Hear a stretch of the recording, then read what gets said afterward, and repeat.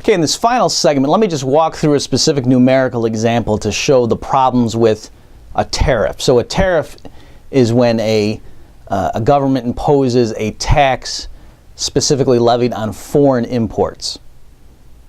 So the idea, of course, or the justification given to the public is that, oh, this is going to artificially discourage imports from abroad so that it will encourage our consumers to buy domestically. And so, of course, who's going to be the primary person to lobby in favor of that? It's going to be the domestic producers. So for a specific example, suppose we're talking about the U.S. government, and originally, when there's free trade, the price of cars is $10,000. And at that price, domestically, some Detroit automakers produce cars, and the rest are imported from Japan. Okay, so real simple scenario. So the Detroit automakers go to Washington, D.C., and they say, you know what? If you would just impose a 10% tariff, that would raise the price of cars to $11,000, and it would spur domestic employment. It would reduce imports from Japan, and it would make Americans richer. And so the government says, well, you've convinced me, sure.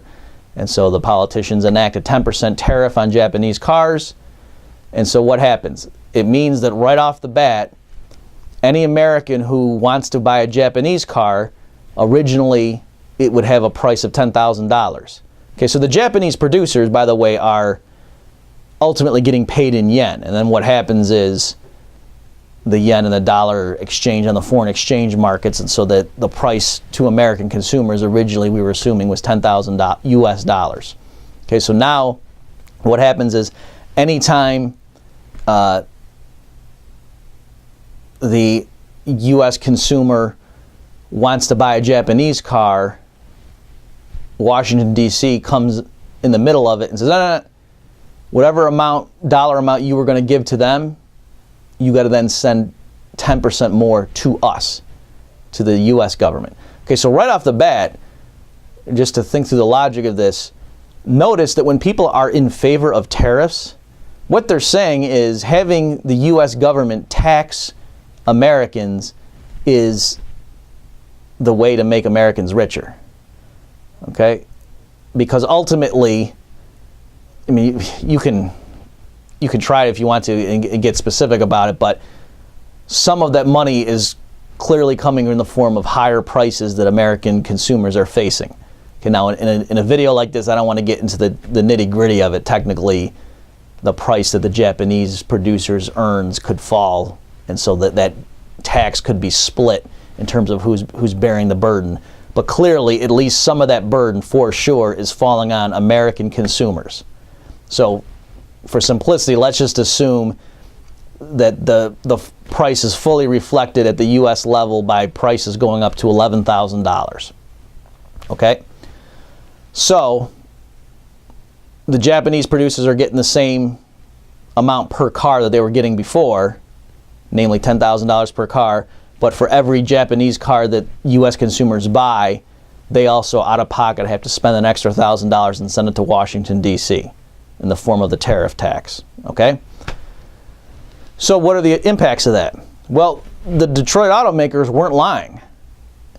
Now that the vehicle that before was considered to be comparable to the Japanese car, and they're both selling for $10,000, and there were some Americans that liked the Japanese version and some that bought the U.S. version. Now that there's that artificial tax placed on the Japanese model, what's going to happen? Well, Americans are going to shift, and more of them are now going to try to buy the domestic cars. And so again, just simplifying things, assuming the new equilibrium that the U.S. cars now also sell for $11,000. So it looks like it was a good policy, right? You have Americans spending more on the domestic cars, and so the Detroit automakers are going to show their books to the Congress people and say, look it, this was a great smashing success. Our prices rose 10%, and we're selling more vehicles than we were before. This is great. We've had to hire more workers. Okay, the problem is, or what's the downside? Well, the big picture, what's going to happen is U.S. consumers aren't going to be buying as many total cars as before. So if it in fact is true that they're buying more American cars than originally, well then there's a huge drop in how many Japanese cars they're buying, right? Because the total amount has to go down because consumers didn't get richer. Putting the tariff in place doesn't make consumers all of a sudden have more money to spend on cars. And so if now every car, whether they buy Japanese or the U.S. model, is more expensive, consumers are going to not buy as many cars. Law of demand. All right, so if production of U.S. cars went up, then that means the imports of Japanese cars must have gone way down. Now, what implications does that have? Well, that means the Japanese are getting fewer dollars, in a sense, right? Because now there's fewer units of cars they're sending to the Americans for which they were taking home $10,000 a piece. And so if the amount of exports from Japan drops, well then they're getting less revenue. Now you have to push it one step further and say, okay, so what? Well, what were the Japanese going to do with those dollars? They can't spend them domestically, right, because they use yen. And so what ends up happening is that they, in the grand scheme of things, they would have used those dollars to buy exports from the United States. All right, for the purposes of this video, I'm simplifying a lot of things because I'm trying to get you to see the big picture. But ultimately, a country pays for its imports with its exports. All right, that's a standard principle. Just like saying at the household level, a country pays for its consumption by production. That is a general rule. That's a useful first stab at it. And so the way you consume things at the household level and can go around buying stuff from other merchants is you have to produce yourself. That's how you get the income. That's how you get the means with which to buy that stuff. Okay, now, obviously there's life cycle issues and you can save in one point and draw down later, but in terms of the basic principle up front, if you want to be able to get stuff from other people, you got to first produce. So at the country level, there's a similar principle that ultimately, in the long run, the way a country pays for its imports is by exporting. And so if the U.S. government all of a sudden artificially impedes Japanese automakers' ability to sell products to Americans, well, then it's also simultaneously interfering with the ability of Japanese consumers to buy products made by U.S. exporters. So maybe what happens is American wheat farmers all of a sudden see that the demand for their crop from the Japanese goes down. Oh, that's a shame. I wonder why that happened. Okay, so depending on how realistic you want to get it, you can take it further or not as far. But one way to think about it is just to imagine literally dollar bills previously were going from American consumers' hands into Japanese hands, and then they were using those dollar bills to go buy wheat. And so if Americans are giving fewer dollar bills to the Japanese, then they have less amount of money or a smaller amount of money to buy American wheat. All right, so that's one way to start to see the issue. Another way to look at it is to say U.S. trade policy doesn't boost overall total employment. All it does is rearrange employment. So if you originally had people employed in various sectors, and then the government comes along and imposes a trade barrier, yes, it can artificially enhance the opportunities in the auto sector. And yes, the Detroit automakers might expand their shifts and hire more workers, but that means those workers aren't available in other sectors, and so employment elsewhere shrinks. Okay, so there's no advantage to the people in D.C. picking certain industries and trying to boost employment there, because there's feedback effects, and that means employment elsewhere is going to shrink. And there's no reason to suppose bureaucrats in Washington know where U.S. workers ought to be placed or deployed better than leaving that to market forces. Okay, now, if you want to, there's other ways of seeing the ramifications, and this is the kind of thing that Henry Hazlitt does in his book Economics in One Lesson, where he sort of follows the money. So I've just talked about one element of it in terms of the money that used to go to the Japanese, but there's also the sense in which, okay, the domestic American consumers, now they have to spend $11,000 on a car, whereas before they only had to spend $10,000. So there's a sense in which they're out $1,000. And that means they can't spend that money on other things. Okay, so before, or originally, maybe there was a household that was going to buy a $10,000 car and spend $1,000 on, I don't know, a ring for his wife.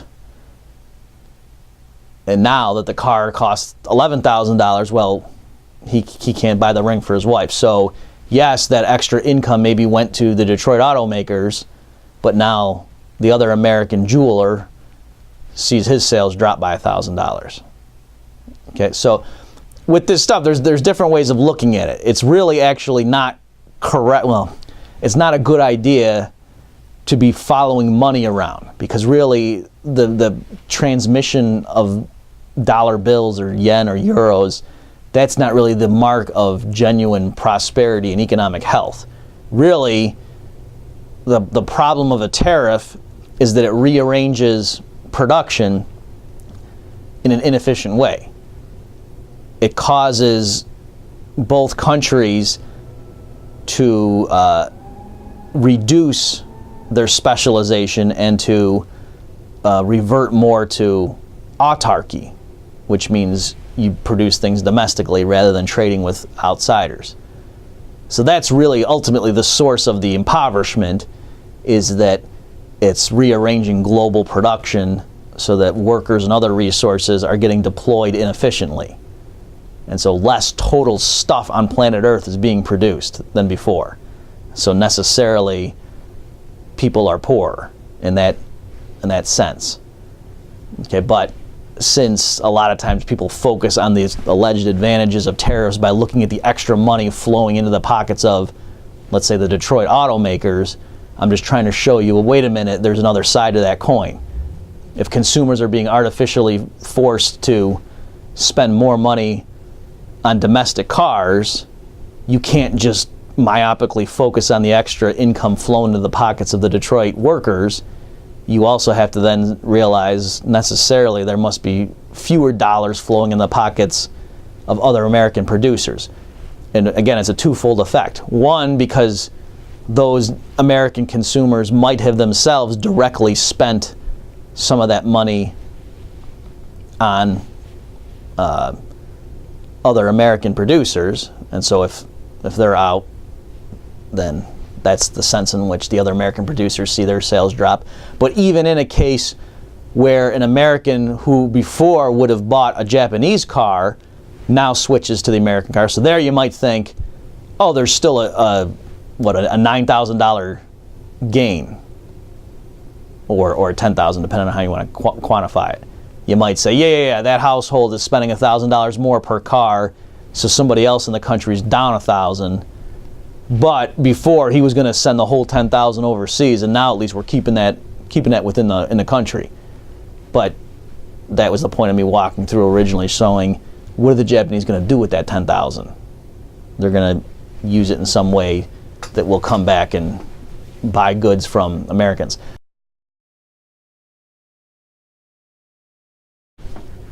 So in closing, let me just leave you with this final consideration. So again, with this stuff, it can get extremely complicated the more nuances we want to bring into it. So I'm trying to strike a balance here between realism and comprehensiveness and simplicity for the newcomer. So the last way I want to illustrate the problems with the conventional mercantilist protectionist framework is the following. The way they're viewing things, they would say the absolute worst thing in the world would be if Americans could import stuff from foreigners and those foreigners just sat on the money. Right? So like taking our example from the tariff example I just went over, you might say, okay, yeah, we agree, Murphy, that if American households were buying Japanese cars for $10,000 a piece, and then the Japanese were using those $10,000 payments to then turn right around and buy wheat from American farmers, then we'd be okay with that, because that's just, trade for trade, and it's fair. But what if the American consumers were spending $10,000 a piece on Japanese exports, what to the Japanese are exports, what to Americans are imports, and then the Japanese were just sitting on that money, and they weren't spending it to buy stuff made in America? Well, then, you can't deal with that, and then clearly it would help us as Americans if the government put a stop to that. Okay, so just think through the logic of that. What you're saying, if that's your view, is that we've got a situation where Americans are sending green pieces of paper with pictures of dead presidents on them across the ocean, and the Japanese are sending cars and SUVs and vehicles across the ocean. And that you're worried that they're just going to keep doing that indefinitely. Just keep that deal going where we print up green pieces of paper, send it to them, and they keep sending us vehicles, and you're worried that they won't ever then turn around and say, hey, now you send us wheat and computer software and other things that you're making with your resources. And you should realize, no, that would be great if they would forever just keep sending us goodies that they bust their buns making and use their other resources making besides their labor, sending us valuable goods and services in exchange for our green pieces of paper with some ink on it. That would be a great deal if we could keep it going. And in fact, historically, that kind of is the nice, sweet deal that the U.S. had in the post-World War II era, and that may be breaking down, and then we're going to see the ramifications of that. So the issue is not, when it comes to international trade, it's just, again, to show the flaws in mercantilism, just think through that. If your worldview leads you to think your country's somehow getting screwed if foreigners keep sending you stuff that they made with their resources, then your worldview is screwed up. No, that's actually, that would be the mark of an empire, right? To get tribute from the rest of the world and not have to give them anything in exchange. Okay, so just again, getting you to think through the logic of it. If somehow you could keep that in operation, your people would be richer if the rest of the world just kept sending them stuff and didn't want anything in exchange. Okay, so that concludes our discussion of free trade and the problems with mercantilism and protectionism. And I will see you guys next time.